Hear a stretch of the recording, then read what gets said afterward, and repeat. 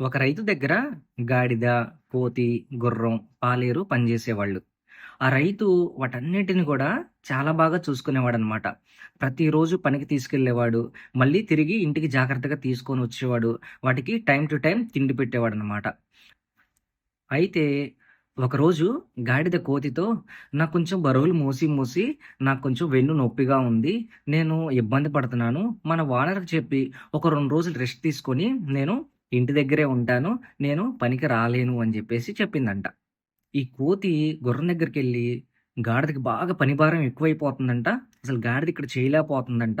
So, ఎందుకు నేను ఓనర్‌కి చెప్పేసేసి రెస్ట్ తీసుకుంటాను. ఆయన ఒప్పుకోపోతే నేను ఇక్కడి నుంచి పని మానేసి వెళ్ళిపోతాను అని జెప్పేసేసి గుర్రానికి చెప్పిందంట. గుర్రం స్పీడ్‌తో ఎళ్ళిపోయి పాలేరుకి, "పాలేరు, పాలేరు ఇది విన్నావా? గాడిద అందరిని చెడగొడుతుంది. మన ఓనరు దానికొక్కళ్ళకే పని జెప్తున్నారంట. మనకెవరికీ పని జెప్పట్లేదంట. నేనిక్కడ చేయలేకపోతున్నాను.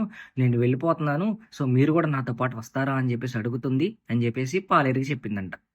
పాలేరు వెంటనే ఓనర్ దగ్గరికెళ్ళిపోయి, "ఆ గాడిద అందరిని చెడగొడుతుంది. మనం అసలు దాన్ని సరిగ్గా చూసుకోవట్లేదంట. దానికి టయానికి తిండి పెట్టట్లేదంట. పని భారమంతా దాని మీద ఒక్కదాని మీద ఏస్తున్నామంట. అసలు నిన్ను ఇష్టం వచ్చినట్టు తిడతంది. రేపో మాపో ఎళ్ళిపోతది. ఎళ్ళిపోయే ముందు ఈ మిగతా వాటిని కూడా తీసుకెళ్ళాలని జెప్పేసి రెచ్చగొడుతుంది" అని జెప్పేసి ఓనర్‌కి చెప్పేసిందంట.